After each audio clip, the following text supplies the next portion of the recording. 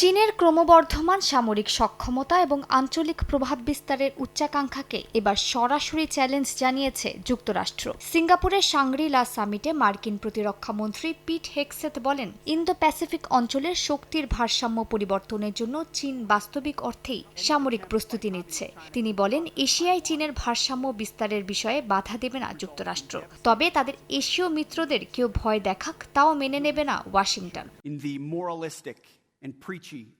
ন্যাটোর সদস্য দেশগুলো প্রতিরক্ষা খাতে তাদের জিডিপির ৫% ব্যয় করার প্রতিশ্রুতি দিচ্ছে, এমনকি জার্মানিও। যেখানে ইউরোপের দেশগুলো এতটা ব্যয় করছে, তখন এশিয়ার গুরুত্বপূর্ণ মার্কিন মিত্ররা আরও বড় হুমকির মুখেও প্রতিরক্ষার তুলনামূলকভাবে কম ব্যয় করলে তা কোনোভাবে যুক্তিযুক্ত নয়। উত্তর কোরিয়ার হুমকিও তো উপেক্ষা করা যাবে না।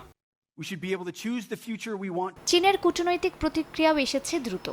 সিঙ্গাপুরে অবস্থিত দূতাবাস এক বিবৃতিতে হেগসেথের বক্তব্যকে উস্কানিমূলক ও বৈশ্বিক স্থিতিশীলতার জন্য হুমকি বলে আখ্যায়িত করেছে। বেইজিং দাবি করে আঞ্চলিক উত্তেজনার মূল উস্কানিদাতা হচ্ছে ওয়াশিংটন। হেগসেথের ভাষণকে আগের প্রশাসনগুলোর চেয়ে অনেক বেশি কঠোর এবং প্রতিদ্বন্দ্বিতাপূর্ণ বলে মন্তব্য করেছে বেইজিং। হেগসেথের এই বার্তাকে স্পষ্টভাবে চীন বিরোধী বলেই মনে করছেন বিশেষজ্ঞরা।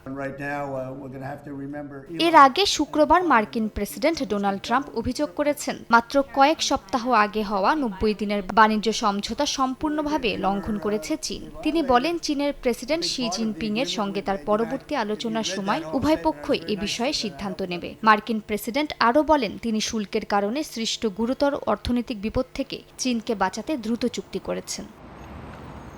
মালিহা সুহরাওয়ার্দী, সময় সংবাদ।